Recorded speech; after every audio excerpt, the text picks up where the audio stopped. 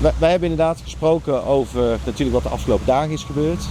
We hebben ook gesproken over wat is de situatie nu en wat zien we nu op dit moment gebeuren tussen de Verenigde Staten en Venezuela.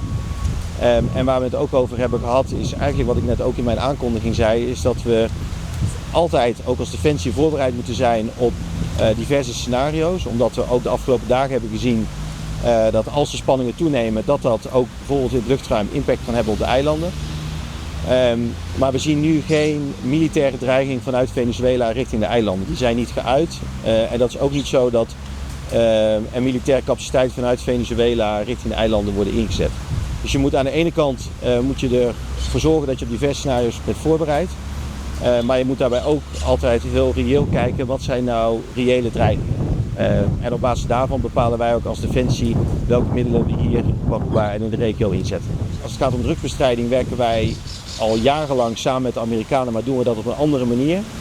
Dus wanneer wij zien dat er sprake is van drugsmokkel, proberen wij degene die zich daar schuldig aan maken te arresteren en te berechten. Maar niet door schepen neer te schieten. Dus wat wij nu doen met de middelen die we hebben is dat we binnen onze territoriale wateren gaan we gewoon door met drugsbestrijding, zetten we onze middelen daarvoor in. En als het gaat om de activiteiten daarbuiten, zien we dat de Amerikanen nu weer kiezen voor een nationale route. En daar zijn we blijven daarover met ze in contact natuurlijk, omdat drugsbestrijding is iets waar we ons allemaal voor willen inzetten en een probleem wat ons ook allemaal aangaat. Maar de methode en de operatie die de Verenigde Staten daar nu op uitvoert, dat doen ze echt zelf. Daar zijn wij niet bij betrokken. Dus wij vinden dat Venezuela, dat de bevolking van Venezuela, dat zij ook een legitieme regering verdienen. En wij zullen daarom ook geen tranen voor laten dat Maduro niet meer aan de macht is.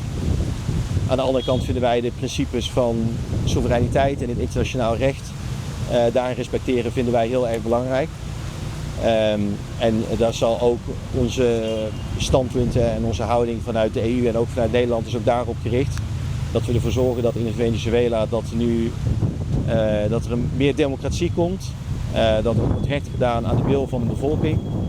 Maar dat daarbij ook het internationaal recht en de principes van het internationaal recht dat die ook worden gerespecteerd. Ja, dus wij hebben daar afspraken over met de Amerikanen. Want daar hebben we ook allerlei overeenkomsten mee gesloten. Maar als het gaat om van de vol specifiek gebruik voor bijvoorbeeld helikopters of andere zaken, dan doen we dat in afstemming met de Amerikanen. En als dat onderdeel uitmaakt van de operatie Southern Spear, dan wat ik eerder zei, dan is dat niet iets waar wij akkoord op hebben. We daarop met de Verenigde Staten in het verleden ook altijd hebben samengewerkt. Dus als de Verenigde Staten het verzoek doet om daar gebruik van te maken, dan kijken we ook voor welk doeleinde is dat. En als dat voor een doeleinde is dat te maken heeft met deze operatie Southern Spear, dan werken we daar niet aan mee. Als het om iets anders gaat, bijvoorbeeld reguliere bevoorrading hier op de eilanden of andere zaken, dan staan we daar willend tegenover. Want in brede zin is de Verenigde Staten natuurlijk een belangrijke bondgenoot van Nederland en ook hier in de regio een hele belangrijke partner. Maar voor deze operatie, daar stellen wij onze faciliteiten niet voor ter beschikking.